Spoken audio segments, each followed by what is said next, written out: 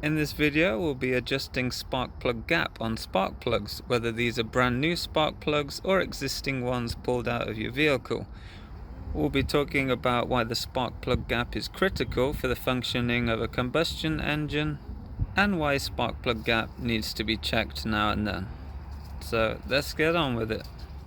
So when people say the spark plug gap, they're referring to this little space here between the center electrode, which is the tiny pointy bit there, and the ground electrode or ground strap, which is the part right here. So I'll just explain briefly in a simplistic view how a spark plug works. On a coil on plug situation here, the voltage is supplied here by the coil to the spark plug through the top of the spark plug right here. The voltage runs down the center of the plug from the coil. The white part here is a porcelain insulator, is designed to contain the voltage until it reaches the center electrode at the bottom of the plug. It's actually insulated all the way down the plug on the inside. The outer threads are grounded to the engine, and a spark is generated when the high voltage circuit is completed by jumping from the center electrode here to the ground strap or ground electrode, and that's when the circuit is completed. It makes a spark, and that ignites the air to fuel mixture in the combustion chamber. That's basically how your average spark plug works and functions. So the bigger the gap here, the more voltage is required for the circuit to complete. Now over time, when these are in your engine, the ground strap here can start leaning outwards. Here's a really bad plug here. You see a lot is going on here. There's a misfire causing all this damage, and you can see the ground electrode is sort of moving outwards like this. And this is what tends to happen, and why existing spark plugs may need re-gapped, and when you buy new ones they won't be gapped for your specific engine, so they need to be gapped to spec, which you can find in your service manual. So in this Mustang here, it's a V8 engine, so that means there's 8 coils. These yellow things here, 4 down there, 4 down there, which is 8 coils, 8 plugs, 8 combustion chamber, all 8s here. So if we say one of our spark plugs has totally failed, or the gap is so large we can't complete the circuit, then we're losing 1/8 of our power. So symptoms of a poor gap in a spark plug or a failing spark plug might be a rough running engine, a hard to start engine, a misfire on a certain cylinder. So say if this is cylinder number 1, you might get a P0301 error. You might get engine surging, lack of acceleration, and also higher fuel consumption. So this is why gapping spark plugs and also checking to make sure they're okay is a good idea. So finding the spark plug gap, it might be something as simple as looking up a sticker somewhere on your car. Here we can see here, adjustments, spark plug gap, 0.052 to 0.056. So when we're setting the gap here, it's good to aim for somewhere in the middle. So 0.054 would be something we're going for as a gap on this vehicle. However, some vehicles just won't have a sticker no matter where you look, so you'll have to resort to the service manual to figure out the spark plug gap for the vehicle. So on a 2007 Saturn Vue with the Honda J35 engine, we have a spark plug gap of 0.039 to 0.043. And that is the vehicle where these spark plugs come from, so we'll be gapping these to this spec here, and this is on the service manual. Similarly, you can Google it and figure it out that way. There's lots of information about spark plug gaps for various years, makes and models of cars.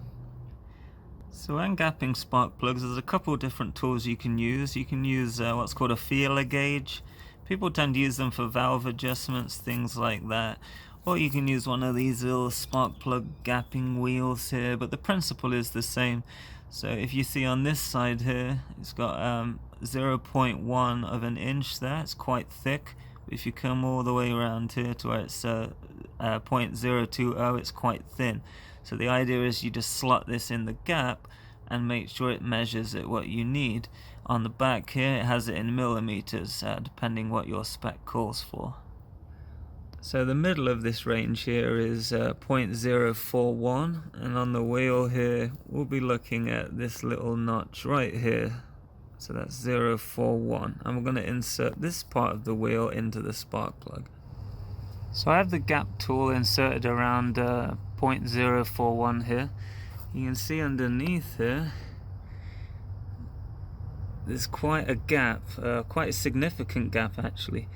Now these were gapped correctly when they were first installed, but you can see over time that gap has grown because this ground strap here starts to move outwards, creating a bigger gap. And because we can't supply more voltage for the circuit to complete and jump this larger gap, we're going to get things like misfires and poor engine performance. So that's why we need to close this gap to spec. And if you prefer the feeler gauge method, then a similar thing applies. These are in millimeters, not inches, so we just need the spec on that. So it's 1.0 to 1.1 millimeters, so the average of that is 1.05, so we get our 1, and then we just want the 0.5, and we can just lay those on top of each other so they add together, and then we insert these two in the gap of the spark plug and we measure it that way. So I have the feeler gauges in here. You can see this one's pretty much perfect. When you put the feeler gauge in, this should just be a tiny bit of drag, but you know, as long as it measures that, you're good to go. If you're gapping your plugs and they look a little problematic like this one, it's good to check what this means and understand what's going on in the engine, as it might be a sign of something more serious. So something like this, a spark plug diagram, can sort of diagnose what this means. So if you have a spark plug that's quite fouled here, it could be any of these issues right here. You have a symptom list. You can also check for the image, what it sort of looks like. So a normal wear plug will have just a little bit of sort of carbon deposit, but not really that much. It'll be light grey. But again, this diagram indicates various things you might see when examining these plugs. It might just be time for a new plug in instances such as where you have a worn ground strap or ground electrode, so it's just time to replace them. You may know how long you've had these in your vehicle. I would recommend changing them at regular intervals. Again, depends on the engine what your service manual says, but having a chart like this can indicate various problems with the plugs, or just inform you what it really means, checking the condition of a plug itself. So if you found a plug that needs gapping, you know the gap's too large, then just put the feeler gauge in here. I find it a lot easier with a feeler gauge, and just push down until the ground strap or ground electrode just bends down there. So we do that with that sandwich there, then we know we have the correct gap. Put the feeler gauge in and out to confirm it's nice and snug, and that way we know we have the gap set correctly. It's also possible to do it with the wheel. It's a little more fiddly. What some people do, they kind of push down like this, then check, and if it doesn't fit, they insert it at the shallow end of the wheel and sort of move the wheel to actually grow the gap with the tool itself. So that's another way of doing it. So that's how to set the gap on a spark plug, and sort of why it's important and can contribute to misfires and various other problems. One thing is what people pay for. Now you can get these made of various different materials: copper, iridium, platinum, double platinum, silver, all kinds of things, and it's to do with the power of the conductivity, just right here.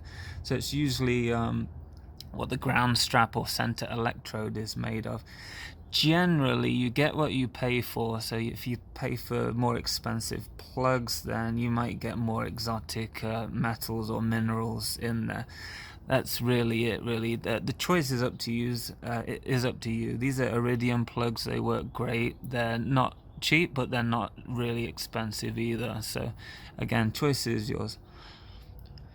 So I hope this video helped you with gapping spark plugs, whether they're existing ones, new ones, or you're about to gap your existing ones and realize you should buy new ones. So thanks for watching. I hope it helped you.